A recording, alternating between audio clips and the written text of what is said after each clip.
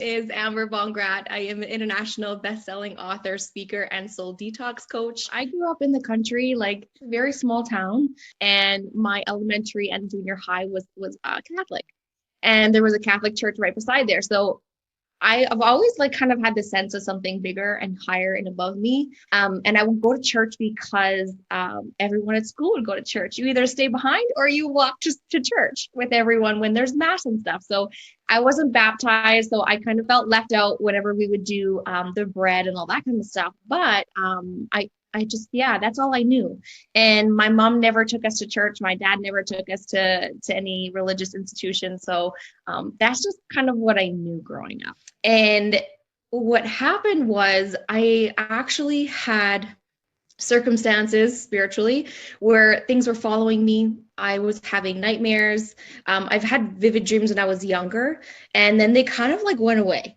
They kind of went away, and then they came back when I started spending more time on my own and spending time with different people. Like I've always, especially from the country where it's like our high school is 1,000 people and there's like 2 Black people and everyone else is white, you know, like going from that to being more diverse with sport, where now I moved into the city and I'm seeing more diversity, more culture. And my biggest piece of advice for people who are like looking to get to know themselves is to surround themselves with different people. You know what I mean? So you get to learn more. You get to learn and step out of your comfort zone. So that's what I did. I had friends that were atheists. I had friends that were Christian. I had a friend that was Muslim, but none of them were practicing. But we still had these really, really great conversations. And then when I started becoming more spiritual, like I was sharing, you know, in university, and I'm having these conversations, and what my Muslim friend had said to me, you know, a lot of what you believe is in the Quran. And I was like, no, what is that? And I was like, I need to sit down with you, you know? So I took them, we went out for coffee, and I sat down and I wrote out for like 3 hours, like pages and pages of all these notes. And I'm like, well, what's the difference between like Christianity and Buddhism and all this stuff, right? And alhamdulillah, you know, this person provided me with information if they had it, and if they didn't, they went and got it and then came back to me. So during the middle of this, I had to really navigate through like what I believe truth was and what my next steps were. And my next step really was, what is it like to pray like a Muslim? Like, what does that feel like? Because even in the Bible, you know, it talks about the true believers pray on their hands and knees. So I was like, well, what does that feel like? SubhanAllah, you know, whenever we submit and we put our forehead to the floor, it's almost like we're grounding that knowledge of what we think we know. And we're saying, you know, Ya Allah or God, show us what we need to see and allow us to see what we need to right now. And so I went in with that intention. I went in, you know, just really unapologetically with the intention of I want the truth. And so I started praying like a Muslim. And I remember one day I went to the mall, and at this point in my life, I was still in that spiritual phase where I was like, is this right for me? Like, should I have crystals? Should I have like, should I be meditating? Like all this kind of stuff that I was asking myself.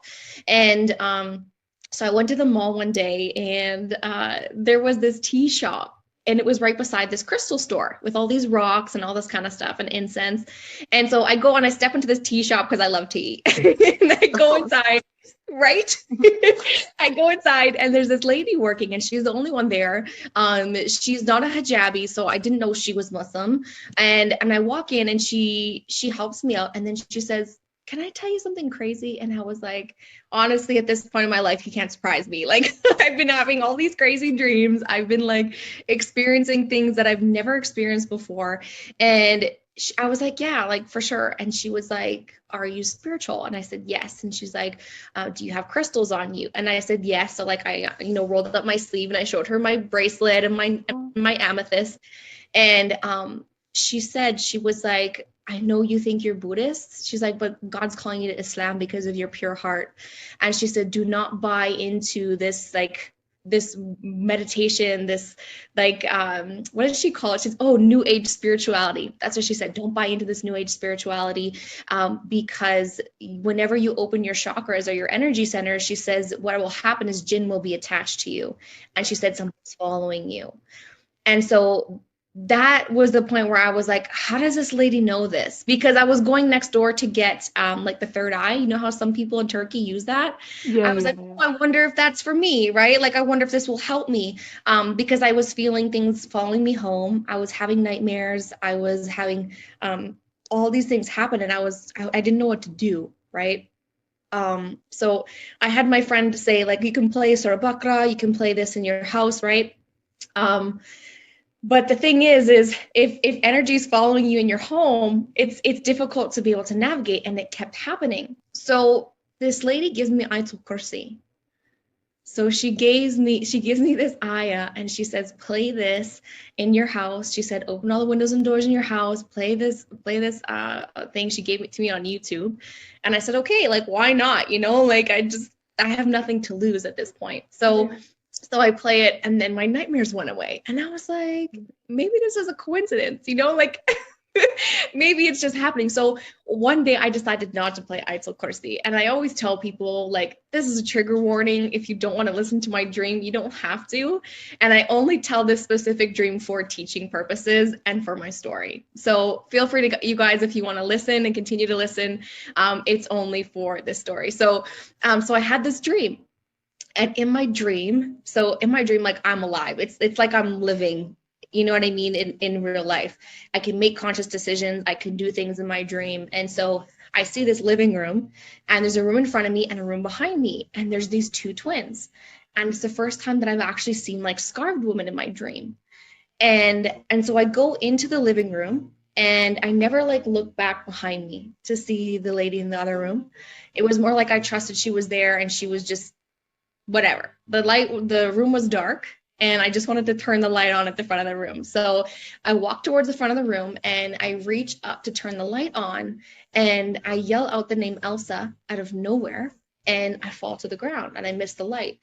And the lady in the front room comes out of the room, and she comes up behind me on the floor, and she put her arms up underneath me like this. And at this moment, I think back to whenever I had that previous dream where I was more comfortable. I was at that state of peace. Whereas now with this lady, I was like, what is she doing? Like, she's trying to make me feel safe, but I don't. It's really awkward and uncomfortable. And I was just confused. And so in my dream, my phone was beside me. And so I grab it, I pick it up, and I go to YouTube like I did every night, and I typed AYA, and she sees me over my shoulder, and she starts strangling me in my sleep. And she wouldn't let me play Ayatul Kursi. And I woke up, and I thought I screamed my whole house awake. I was terrified. And from that moment, that was the moment where I was like, I need to take this more seriously. Like, what is it about this ayah that is, like, they're so afraid of, if that makes sense? And so I started praying like a Muslim. I started, what's the prayer times? When do I have to do it? Why do I have to pray 5 times a day? And I didn't even know, subhanAllah, I didn't know I had to cover. I didn't know I had to wash. I was like purely doing it because I was like, what is it? And I YouTubed it. And of course, the only tutorials on how to pray like a Muslim is a man. Yeah, So I thought I was doing it right. yeah, yeah. So I'm watching it, and I started to realize, Allah subhanahu wa ta'ala and the angels were waking me up for Fajr. So at this point, I don't know when the notifications are going off, right? I don't know when I'm supposed to wake up. But a minute before my alarm would go off on this app, it was like I was wide awake. And I was like, and I'm just like, how is this happening? Like, it was just that undeniable truth where it's like consistently God is showing up for you. And it's just like, what do you do? What do you do when it just, you know what I mean? It works and it happens. And I'm like, this is the only thing. The Quran was the only thing that protected me spiritually.